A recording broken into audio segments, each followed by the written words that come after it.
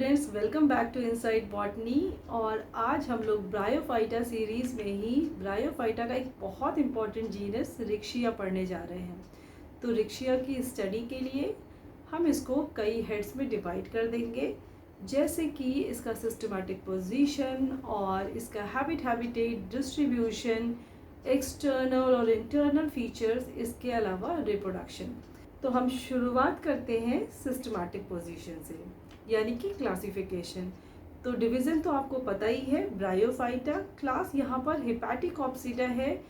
यहाँ हेपेटिकॉप्सिडा में, जिसको हम लोग लिवर वर्ड्स भी कहते हैं, इम्पॉर्टेंटली यहाँ पर गैमेटोफाइट बॉडी होती है जो कि डॉर्सी वेंट्रली फ्लैटेंड होती है, यानी कि थैलस टाइप का स्ट्रक्चर प्रेजेंट होता है।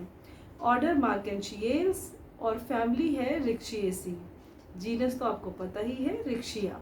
तो अगर हम रिक्शिया की बात करें तो लगभग 138 स्पीसीज इसकी वर्ल्ड वाइड प्रेजेंट है और इसमें से 33 स्पीसीज इंडिया में पाई जाती है।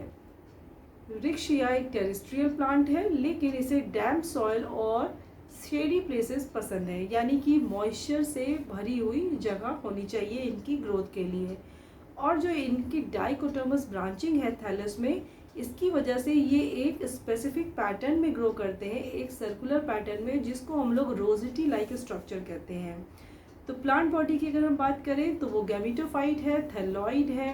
गैमेटोफाइट मतलब हैप्लॉइड इन नंबर। रिक्शिया फ्लूटेंस एकमात्र हाइड्रोफिटिक स्पीसीज है। प्लांट बॉडी इसकी, जो कि रोजिटी लाइक स्ट्रक्चर में हमें नॉर्मली टेरेस्ट्रियल रीजन में दिखाई देती है, वहीं थोड़ा रिबन शेप में हमें हाइड्रोफाइट्स में दिखाई देती है।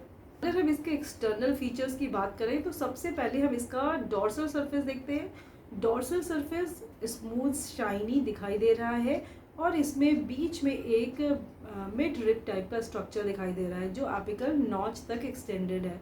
एपिकल नॉच टिप पर एक सेपरेशन है जहाँ से हमें ये मिड रिब निकलते हुए दिखाई दे रही है। और अगर हम इसका वेंट्रल सरफेस देखें तो यहाँ पर मार्जिन्स पर लगे हुए हमें मल्टी सेलुलर स्केल्स दिखाई दे रही हैं, जो कि पर्पल इन कलर होती हैं और इनका pinkish purple colour anthocyanin pigment की वजह से आता है। मिड रिब वाले रीजन से वेंट्रल साइड में राइजोइड्स निकले हुए दिखाई देंगे और ये राइजोइड्स यहाँ पर दो तरीके के हो सकते हैं, smooth walled rhizoids and tuberculate. Smooth walled यानी इनकी आउटर और इनर दोनों ही वॉल स्मूथ है, जबकि ट्यूबरकुलेट में inner wall peg like structures बनाती है। यूनिसेलुलर राइजोइड्स का काम एब्जॉर्प्शन है, वाटर एब्जॉर्प्शन और न्यूट्रिशन का। इसके अलावा ये प्लांट बॉडी को सॉइल से एंकरेज भी देती है, यानी इसको बाइंड करके रखती है सॉइल में। प्लांट का इंटरनल स्ट्रक्चर हम इसके VTS पे देख सकते हैं, यानी वर्टिकल ट्रांसवर्स सेक्शन में। और जैसे ही हम इसका सेक्शन काटते हैं तो हमें पता चलता है कि प्लांट बॉडी दो भागों में डिवाइड है, अपर फोटोसिंथेटिक जोन और लोअर स्टोरेज जोन। तो अपर फोटोसिंथेटिक जोन में हमें क्या देखने को मिलता है, यूनिसीरिएट ढेर सारी सेल्स लगी हुई हैं, यानी एक एक आपको पिलर्स की तरह सेल्स दिखाई दे रही हैं एक दूसरे के ऊपर लगी हुई, जो कि अपर एपिडर्मिस से लिमिट हो रही हैं। सभी सेल्स यहाँ पर थोड़ी रेक्टेंगुलर शेप की हैं और एक के ऊपर एक अरेंज है। इसमें ढेर सारे क्लोरोप्लास्ट प्रेजेंट है, लेकिन जो एपिडर्मिस की सेल है वो राउंडेड इन स्ट्रक्चर है और ये डिवॉइड ऑफ क्लोरोप्लास्ट है, यानी कि ये कलरलेस है। यहाँ एक और इंटरेस्टिंग बात है कि सभी एपिडर्मल सेल्स आपस में बिल्कुल जुड़ी हुई नहीं है, यानी ये पोर्स बना रही हैं। यही पोर्स नीचे तक रन कर रहा है, यानी हर एयर चैम्बर में एयर पोर्स हमें दिखाई दे रहे हैं। तो ये एयर पोर्स एयर एक्सचेंज में हेल्प भी करते हैं। इस तरह हर फोटोसिंथेटिक फिलामेंट एपिडर्मल सेल पे एंड हो रहा है। फोटोसिंथेटिक जोन के नीचे अगर हम देखें वेंट्रल साइड पे, फोटोसिंथेटिक जोन कहाँ पर थी, डॉर्सल साइड में थी, क्योंकि ये सन फेसिंग साइड है तो फोटोसिंथेसिस के लिए सनलाइट की तो आवश्यकता होगी ही, इसीलिए ये अपर रीजन में है। जबकि वेंट्रल रीजन, यानी कि जो सॉइल को फेस कर रहा है थैलस का पार्ट, उसमें स्टोरेज रीजन है। तो जो भी फोटोसिंथेसिस में फूड बन रहा है तो यहाँ पर इसको स्टोर किया जा सकता है। तो यहाँ पर रिजर्व फूड मटेरियल क्या है, स्टार्च। इसके अलावा स्टोरेज रीजन एंड हो रही है एपिडर्मल सेल से, और ये एपिडर्मल सेल्स लोअर एपिडर्मिस, इसी से निकलते हुए हमें राइजोइड्स और स्केल्स दिखाई दे सकते हैं। स्केल्स हमें मार्जिन्स पर दिखती है, इसीलिए जो ये लिप लाइक स्ट्रक्चर है थैलस का, इसके दोनों एंड पे हमें स्केल दिखाई देती है। ग्रोथ यहाँ पर एपिकल है। रिप्रोडक्शन की बात करें तो वेजिटेटिव और सेक्सुअल दोनों ही तरह का रिप्रोडक्शन यहाँ पर मौजूद है। तो वेजिटेटिव की बात करें तो अगेन फ्रेगमेंटेशन की वजह से हो सकता है, फ्रेगमेंटेशन यानी डेथ और डिके ऑफ ओल्ड थैलस। इसके अलावा एडवेंटिशियस ब्रांचेस जो वेंट्रल साइड में थैलस के ग्रो करती हैं और ये एक नए प्लांट को बनाने में सक्षम होती हैं। इसके अलावा जब अनफेवरेबल कंडीशंस होते हैं तो प्लांट बॉडी बहुत बुरी तरीके से डेसिकेट हो जाती है, लेकिन कुछ पार्ट सॉइल के लगभग अंदर हो जाता है और फेवरेबल कंडीशंस जब आती हैं तभी ये दोबारा से ग्रो कर जाते हैं। इस तरह से हम कह सकते हैं कि ये इसकी एक पेरिनियल एक्टिविटी भी है कि हर बार फेवरेबल कंडीशन आने पर अपने आप थैलस हमें दिखाई देने लगता है। जब इनका ग्रोथ सीजन एंड होने लगता है तब ही थैलस ट्यूबर्स भी बनाते हैं, और ये ट्यूबर्स जो है ये प्रोटेक्टिव इन नेचर होते हैं। तो जब फेवरेबल कंडीशंस रिटर्न होते हैं तब ये ट्यूबर जर्मिनेट करते हैं into new thallus. Sexual reproduction की बात करें अगर हम, तो यहाँ पर वेल डेवलप्ड सेक्सुअल रिप्रोडक्शन देखने को मिल सकता है जो कि कुकेमस टाइप है। यहाँ पर वेल डेवलप्ड सेक्स ऑर्गन्स भी मौजूद है।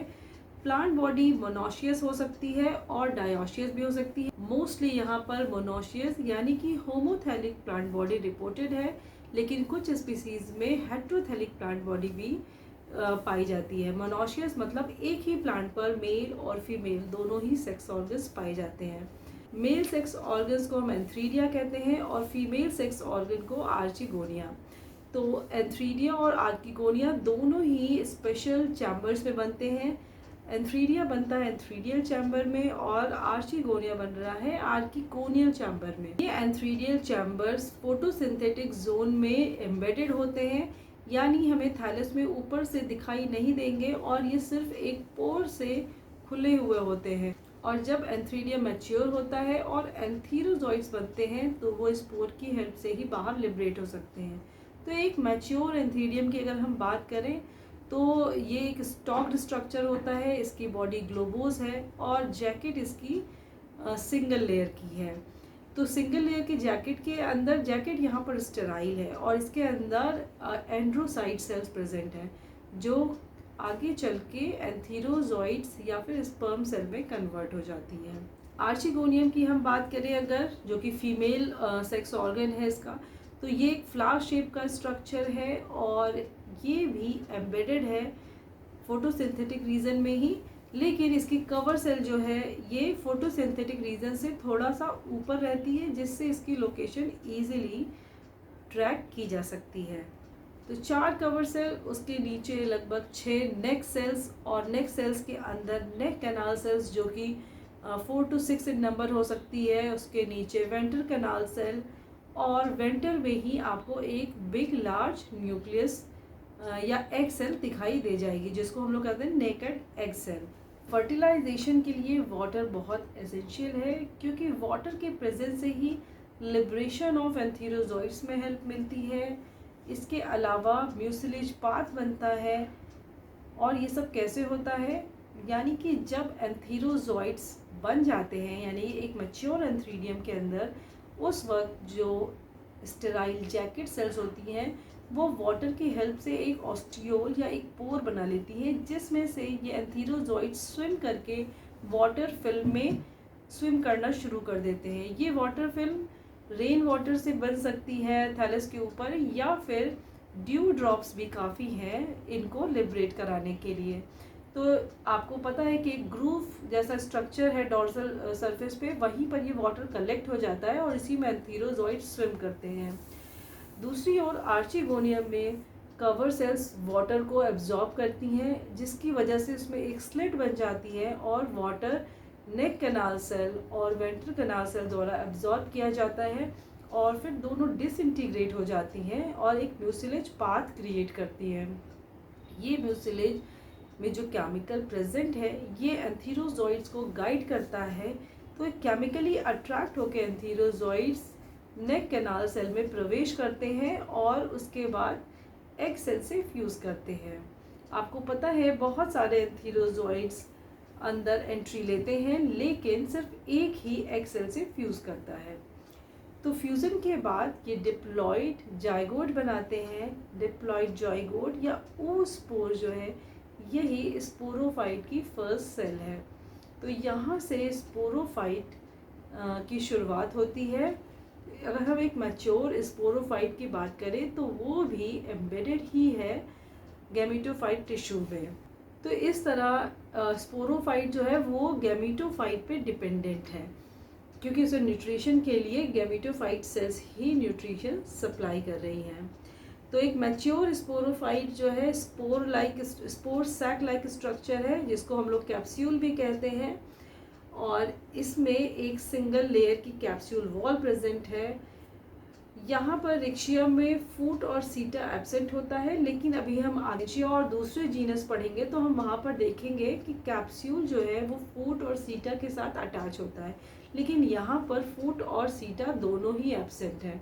तो कैप्सूल के चारों ओर एक कैलिप्ट्रा की लेयर भी प्रेजेंट है जो इसको प्रोटेक्शन दे रही है, और इसके अंदर स्पोरोजीनस मास प्रेजेंट है। स्पोरोजीनस मास ही स्पोर्स को बनाता है। खास बात और है यहाँ कि इसमें स्पोर ट्रीट्रैक्ट तो बनते हैं, लेकिन इलेटर्स एब्सेंट हैं, तो यहाँ पर इलेटर्स नहीं पाए जाते हैं। रिक्शिया में स्पोर्स के लिबरेशन का कोई मैकेनिज्म नहीं है। इसका मतलब है कि कैप्सूल को डिसइंटीग्रेट होना पड़ेगा, तभी ये स्पोर्स लिबरेट हो सकते हैं। तो जब स्पोर्स फुली मैच्योर हो जाते हैं तब ये सिंगल स्पोर्स में अलग हो जाते हैं। कैप्सूल वॉल के डिसइंटीग्रेट होने से ये लिबरेट हो जाते हैं। Each spore is a haploid structure which is uninucleate, यानी कि यहाँ पर एक ही न्यूक्लियस प्रेजेंट है, और ये स्पोर्स 3 लेयर्स में डिवाइडेड है। आउटर एक्सोस्पोरियम, फिर मीजोस्पोरियम और सबसे अंदर एंडोस्पोरियम। तो एक्सोस्पोरियम यहाँ पर जो है वो स्कल्पचर्ड है और ये थिक इन नेचर है, तो ये इसका प्रोटेक्टिव नेचर है। उसके बाद मीजोस्पोरियम, ये भी कई कंसेंट्रिक रिंग्स में पाई जाती है, तो एक तरह से ये भी प्रोटेक्शन ही प्रोवाइड कर रही है। सबसे अंदर एंडोस्पोरियम है। एंडोस्पोरियम के अंदर ही लिविंग मटेरियल प्रेजेंट है।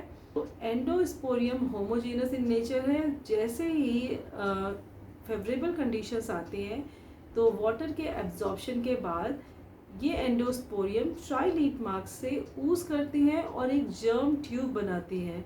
इसी के अंदर सारा लिविंग मटेरियल कलेक्ट हो जाता है और उसके बाद डिवीज़न शुरू होता है। तो जब ये डिवाइड करते हैं फिर ये राइजोइड्स और थैलस बनाने में कैपेबल होते हैं। तो इस तरह से गैमेटोफाइट की एक न्यू जनरेशन शुरू हो जाती है।